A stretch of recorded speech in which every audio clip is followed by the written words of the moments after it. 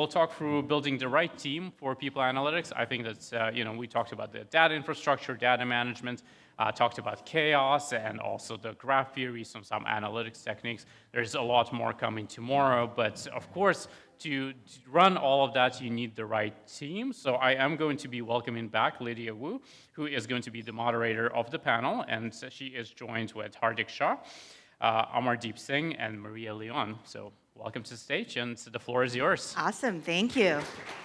Hello again. So we've heard a lot today, and fortunately or unfortunately, we are here for your afternoon lull, where everyone's just waiting for their desserts and caffeine to kick in. So while none of us, I don't think, knows how to tap dance, we could lead a stretching yoga exercise, but also don't make us do that, because I know it's as awkward for you as it would be for us leading it up front. So with everything that we've heard today, it's a lot of information in terms, starting from what is analytics, what the heck does AI have to do with analytics, going all the way into the cool case studies of what you can do with it. Let's go back to the fundamentals. Where on earth do you even get started when the one-person army of you no longer becomes enough? So if we haven't met this morning, hi, Lydia Wu, recovering corporate HR tech and analytics junkie, currently working out at an AI for HR startup. And I'm joined here by Hardik, Maria, and Amar. I'm going to ask them to introduce themselves, so their name and their role, but I'm also going to throw something else. What is the one tip, as you guys are introducing yourselves, that you want to share with somebody who is either starting out in the people analytics journey or like an executive looking to build out a people analytics team? Why don't we start with you, Hardik? Yeah, sure. So I'm Hardik. I'm glad to be here, glad to be a part of this panel. I've been working in the reporting and analytics space for over 15 years now, and for the past 8 years, I've been dedicated to Nielsen and currently lead their people analytics function. Right? Most of you guys would know Nielsen, but if not, we are an arm called Nielsen IQ. We split from the whole Nielsen company back in 2019, and we are 40,000 of us around 85 plus countries. So that means a lot of custom data reporting and analytics that we'll have to kind of drive for, right? And our mission, that kind of comes with my role, is to optimize people management by kind of having data-driven discussions happening between HR and business, and thus shaping a forward-thinking HR culture. And we also prioritize more so a consultative approach with finance and business, and also other HR COEs, to develop a single source of truth for HR data or people data. And thus, we can simplify, standardize as much as possible along the way. That's basically to empower HR to have better business discussions with business leaders. That's what we have to do. That's what I feel we are doing our best with 40,000 plus people in 85 plus countries. So that's about it for awesome. now. Thanks so much. And about the tip, right? Yes. Okay, so I think I can give a tip to someone starting afresh in this function right now is kind of definitely have an innovative approach to data modeling, data building, and we saw a lot kind of, spoken about AI and kind of, graph charts and stuff like that. But we have to try to balance data complexity.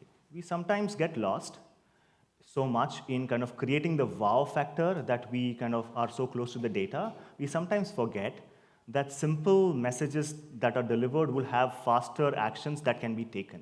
So I think just keep it simple, guys. That's the only thing that I can say. Yes, awesome. Thanks so much. Maria? Thank you. My name is Maria Leon. I am the Global Director of Total Rewards and People Analytics at Decia, well known as the Abnormal Beauty Company, The Ordinary. And I've been in this world of people analytics for maybe the last 7 years, really from the scratch, building this team. And my one tip for anybody who is actually starting this journey will be stay curious and cultivate really your ability to connect dots.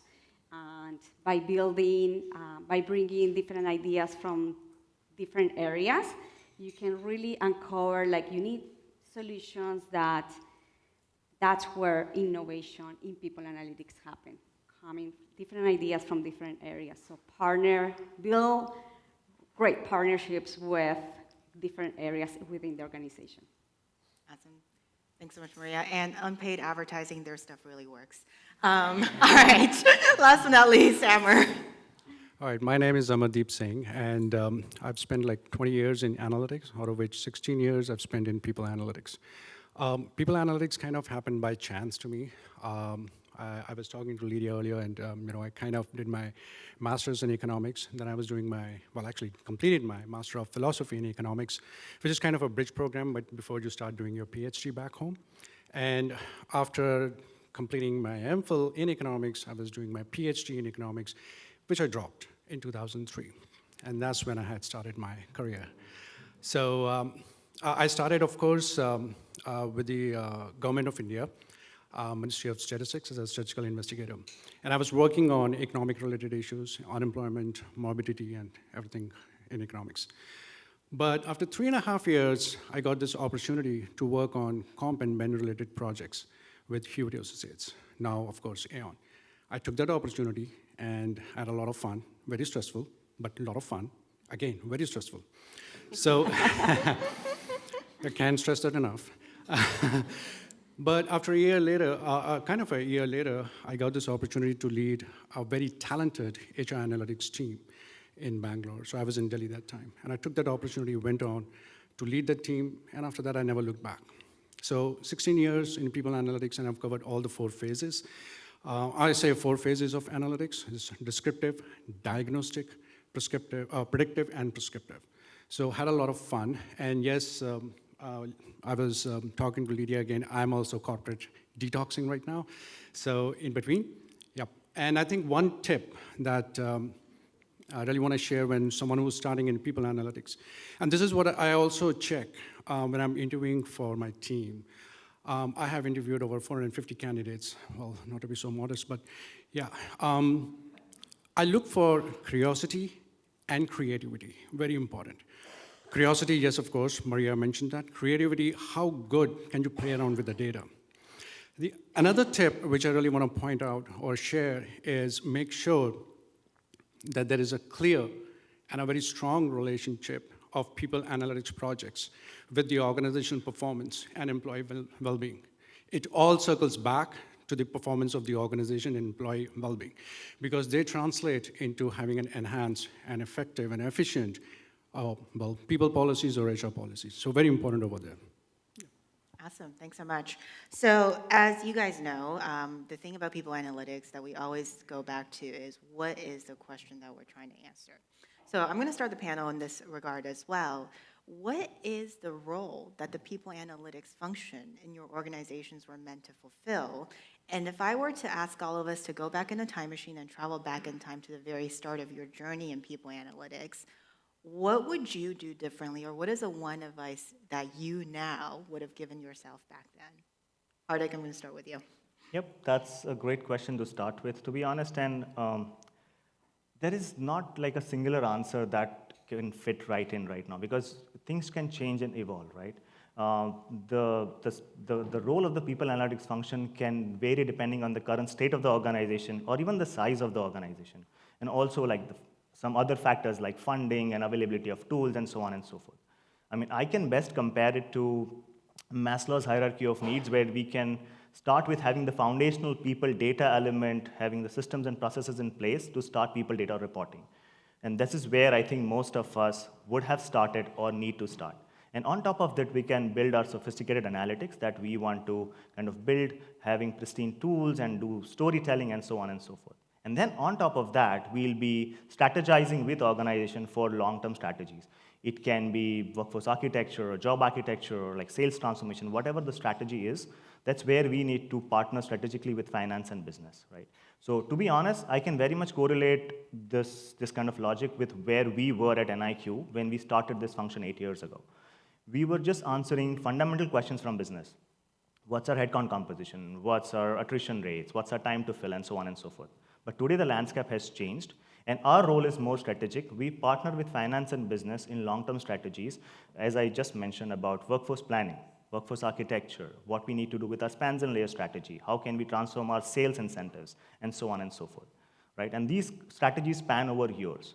So yes, we've come a long way from where we were as a people data reporting function. That's where we started, to kind of have a unified source of data and start building on top of that. And today we are strategic partners to finance and business. I think the best partner for HR is finance. And I'm saying this because I have a finance background and I understand the same lingo. And I actually have worked in finance in financial services and banks and stock exchanges for almost 7 to 8 years. But I think where we generally miss is, I think May pointed out in the first session today, the dollars, right? We generally tend to understand, okay, this is our attrition rate, this is what, but what does it entail in terms of dollars? How do we tally our people and dollars together? How do we see to it that a reduction in time to hire is gonna save you X number of dollars? So this is where our partnership with finance from HR is quintessential for business success in the long run. So basically what I'm trying to say is, do not stick to where you are. You can definitely grow what your role is as a people analytics leader today. And with time, you will climb up the Maslow's hierarchy of needs. Awesome, thank you. Amar, I'm going to go to you next. Take us back in time, and ideally, let's skip the very, very incredibly stressful time to the very beginning. What is the one piece of advice you would give yourself, or what is the one thing that you would have done differently in setting up people analytics? That's actually a very good question, Rita. So I think for me, at the beginning of this journey, was really overwhelming the fact that people would talk to me about data architecture, infrastructure, and all this big data, and data scientists. I didn't have any of that. And it took me a while to understand that I own the data, I have the power. I really have the power to make a change or to address an issue within the organization. But it took me a while to figure out how do I actually understand the people analytics. And it was the one advice was start with a small project with maybe high impact, medium impact that can address an issue. And it all started with a really simple dashboard with the number of active employees this month, the number of new hires, and the number of terminations. That was it. That was how I started. But that was the first dashboard that the senior leadership team was like, oh, okay, we have data right now. So going back to those days will be like, don't get overwhelmed with everything else that people say, just work with what you have. Awesome, thank you. And Amar? So a couple of things I can share. One is managing expectations. We were discussing some part of it some time back, and one of the things that I've seen, especially when you are leading our people analytics function, leading and managing our people analytics function, is that there are very ambitious expectations, especially from the C-suite people. The CPO or the CHRO is always expecting something to be delivered like yesterday. Well, that's an expectation, of course. There is value which the people analytics function gives to the organization. Managing expectations is very important. You manage your expectations if you have kind of a buffer between the people analytics function and the CPO or the CHRO, fantastic. Manage your expectations with that manager, or directly manage it with the CPO or the CHRO. And of course, things will fall into place, because otherwise it's gonna be, as we were looking at it earlier, chaos. So managing expectations is very important. And that should be kind of going in terms of how a strategic roadmap has been laid out for people analytics. So make sure the strategic roadmap is there and manage the expectations up and down properly. The other thing I can share is, when I started way back, I mentioned I started with Hewitt Associates. I was looking into comp and ben projects. And it was stressful, I mentioned, because there was too much of work. There was so much of data, and I was the only person who was looking into custom reporting for Hewitt Associates. I was a senior analyst at that time. The only thing I was doing was churning out reports and analysis. I was not even doing anything else. Data in, analysis out, sharing it, that's it. But there was so much of data, I could have done wonders with it. The kind of statistical methodologies we could have used on that data, provide some more insights. They were fantastic. And I never did that. Maybe I never thought about it. But yes, of course, I started doing that later. I started putting in a little bit of my bandwidth, and if a specific ask was there or a specific task was there, I would complete that task and ask. But I will provide some extra insights or extra analysis with insights from my side, because that's really important to the organization. And if even if I got shot down from the manager saying, you know what, this is not important. We are supposed to work on a report or a dashboard. I said, okay, no problem. But I will still do my analysis and I'll still provide my insights. That's very important. That actually helps create credibility. That actually helps make at least the CRO or the CPO and the CHRO sit up and take notice and say, yes, of course, we have provided value and there can be more funding for the function in future also. Awesome. Thanks so much for that. And so you guys talked about the ability to create credibility, the ability to work in complexity, staying curious, staying creative. Maria, this question is more so for you because I'm really curious. When you built out your people analytics team, what skill sets did you look for? Did you look for the data scientists? Did you look for the HR people? What was that balance or the mix that you were hiring for? Absolutely. So obviously, I look for people who can crunch numbers and analyze data, but also with a natural curiosity that can spot patterns. Like that ability to connect dots is like super important. And also with diverse backgrounds beyond HR. That's something that is super important. Actually, I found that newcomers, I have found that particularly with newcomers, that they bring a lot of creativity to the table, that multicultural expertise and experience brings a different perspective, different practices. That's where I really get into when I decide to bring people into my team. Gotcha. So don't necessarily look for HR analytics on their resume. Look for the associated skill sets. I actually don't even look at HR. That's something that I don't really want to, that expertise, I don't want to have it. Although I use the HR team and the HRBPs as my subject matter experts. So we work very, very close. So I'm not saying that the HR expertise is not important, it's super critical, but then we have this dynamic where my team doesn't have that expertise, but then we work very close with the HRBPs to get that experience. Awesome. I mean, I can add to that. Yeah, go for it. Basically, we started this whole function out of the need of comprehensive reporting and data validation. So there was no HR skill set that was ever needed to kind of start this function because we were heavily leaned on having people understanding complex systems and managing large data sets. Where, to be honest, every HR person or most of the HR persons out there will not be happy doing so. There are a few data geeks or nerds out there in the HR community, but more so you have to rely on people who are having this kind of specific skill set of managing large data sets or kind of navigating through complex systems. And because most of the times when we begin this function, the data will be fragmented across different systems, right? So and that is where we probably it's a cliche that we don't need HR for HR analytics, right, to start with. And then, of course, you can build on, as Maria mentioned, expertise or kind of consult them for subject matter expertise. And that's how you kind of start your function. Yeah. So I want to add one very important aspect here, or a skill, which is important for people analytics function. I'm not saying these are not important. These are very important. But for a people analytics manager or a leader, I think influencing skills are very important. We did a fantastic work, a great analytics project, good insights, good recommendations. Can we just go back to the CPO, the CHRO, prove it? Of course, the data is there. Can we influence it? Can we provide a recommendation and influence that, yes, of course, this is the best recommendation for the organization as a HR policy itself, kind of an enhanced and effective HR policy, very important. Yes, of course, from the other aspects, I would say, primarily rest with what kind of a role a person is doing in people analytics function itself. Analysts or senior analysts must have, of course, critical analytical ability, kind of understanding about the possibilities of analytical services which are available.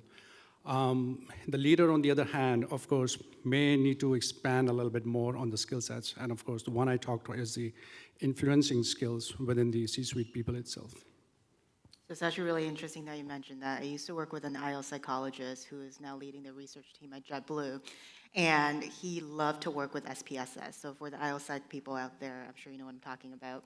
And I remember distinctly during one meeting prep I had with him, I was like, that SPSS sheet that we're looking at right now, it doesn't see the light of the day, because you need to sell your story without selling the data, and you need to figure out how to convey that message across. So thank you for sharing that. Being mindful of time, I want to ask everyone to kind of go through this question with me. So economies, interesting. Job markets, interesting. I think that's an understatement. Yet, people analytics is still needed, even with everyone looking to HR to crunch resources and find efficiencies and be more effective. What is the one thing that you would tell someone who has to start in people analytics or build a people analytics team today? Emma, I'm going to start with you. All right, so I'm going to look at 3 constraints. There can be, of course, others, but 3 main constraints when we are trying to, or someone is trying to start a people analytics function with, well, in an economy like today, or a crunch economy. So one is budget, of course. The other is talent. Third one, of course, is application or resources and or applications within the organization. Like I said, there can be other constraints, but I'm going to go with these 3 important constraints. So budget, what's a budget available? Can be and we must optimize that particular budget. I'm going to come to that in a minute. Talent. If you try to hire the talent, that will eat up majority of the budget. So how do we optimize the budget, ensure that we have talent? And I've seen in every organization, I know HR is not very data savvy, but there is always at least one person within HR who has been dabbling with pivot tables on an Excel spreadsheet. Fantastic person to work with. Can we build up that person to, give that person opportunities to work in people analytics function itself? Third, of course, is applications, resources I'm talking about. What kind of applications are available? Can we use some, low cost, low maintenance applications to, do some analysis, reap those low hanging fruits, and take it forward from there itself? So very quickly, I know I'm looking at the time also, but what I've done in the past is, or what organizations have done in the past is, and I've worked as an external consultant. So people usually hire external consultants for a period of like 6 to 12 months or maybe 18 months, and stabilize the people analytics function very quickly, make sure they're able to reap the low-hanging fruits, take it forward from there itself. So once the value is given back to the organization, there is more, the value comes in an indirect financial impact also. The funding can become later once we are able to prove, yes, of course, there is an indirect and a direct impact of people analytics function at current stage, which can, of course, lead to hiring a good people analytics leader within the function itself. That comes later. Of course, I'm going to stop. I think people on the other side may have more inputs there. Anything to add? Yeah, perfect. So if you're planning to start a people analytics function with no budget, I recommend to maybe start with upskill your team with the online courses, affordable. And there are tons of courses available, Python, like coding and all that, to make them more into the data science piece. The other recommendation will be like really to understand the data that you have, understand the needs that you have, and also focus on demonstrating the value of the people analytics function. Start with a small project, something really small with medium impact that you can address at least one issue. That's how you start, and start building your foundation for when the economy is good, and then you have budget. Awesome, thanks, Maria. Yeah, I can add to that actually.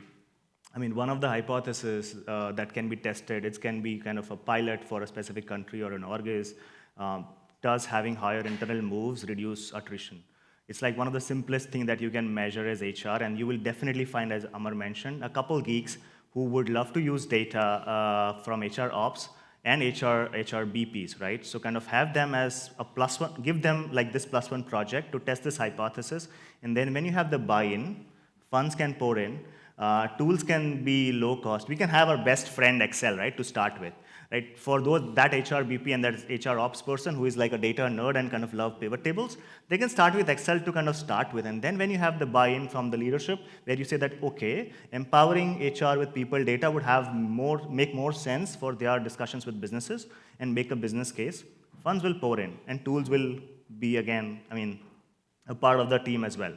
Like bottom end, what we need to understand, it's not the tools that make the function, but the mindset to use data over assumptions to run the function or create the function. So that's I think what I will leave this with. Awesome, thank you. It's not about the tools, but the mindset, quote of the day. All right, I think we've got time for one or two questions from the audience. Anything you would like to grill our panelists on?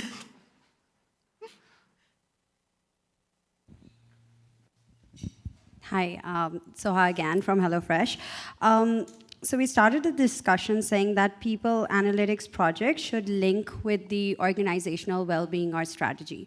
So I wanted to know what comes first. Should we look into the organizational strategy first, like what is the objective, and then get into people analytics? Or should we look into the data that we have, because the data is limited, right? So what comes first, the people analytics or organizational strategy? Okay, I can take that. And of course, Amar, you can add, I think you wanted to. So someone mentioned, I think, from rippling, right? I'll kind of probably repeat that. We need to understand where the org wants to go. What's the strategy for the next 2, 3, 4 years? Kind of having a specific hub location or having a better manufacturing setup or whatever. And then get the data to prove the hypothesis either side, and then build on top of it, right? I think because without that business, without that organization, nothing else can, without the bottom line, we will not be here. So to add to what Hardik here has said, in fact, that's a great point too, like the organizational strategy is going to come from the data itself. It's not going to come from anything else. Of course, there will be HR consultants within the organization. And it's important that an organization strategy is set in place first, and then we move into meeting that strategy. And again, I'm going to say that, yes, of course, the data must have been looked into to create some kind of organizational strategy itself.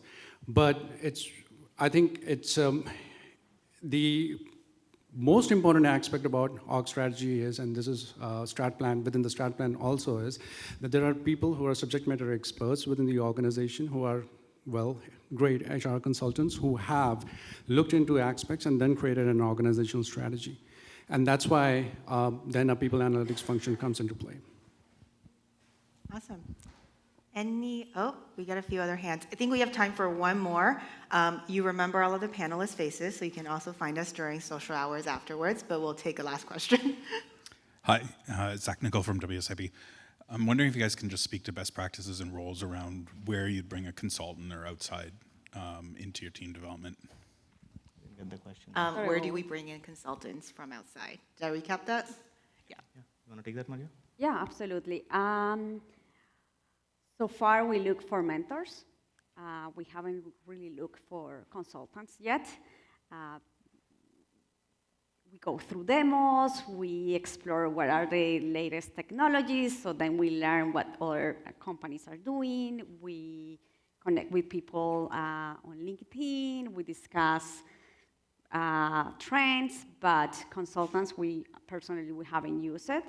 We go more like mentors, like we look into different companies, we connect, and then we discuss, what are you doing? This is what I'm doing, how can you help me? And then that's it, like really share ideas, that's the extent. Awesome. Hardik or Amar, anything to add? I think I'm still looking at the time as a little scared. There's a countdown clock, by the way, in case you guys are wondering why are we all So staring. I think I'll probably ask a question like, what are you trying to get an answer for? Like external consultants looking at our people data and kind of helping us create people analytics roadmap, and or a vendor to, kind of use their tools so that we can internalize the whole tool and kind of, go from there. Yes. The first one or the second one? I mean, really, like where do you want to or not want to? So it all depends on the budget point that he made, right? Like we have the budget to kind of have the best-in-class tools, which will automatically create some, like someone from one model was explaining, like it will gonna create models after models from the word get-go.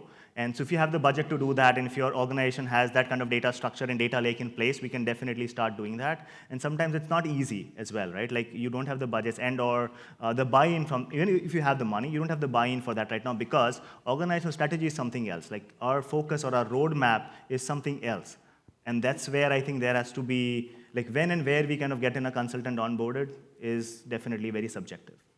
Yeah. In 16 seconds, I'm going to summarize for you what my old CHRO used to say to me, which is you bring consultants in if they're going to either make you smarter or help you work faster. Yeah. Hopefully that answers your question. And with that, everyone, thank you so much, Hardik, Maria, and Amar for this panel, and thanks everyone for the time.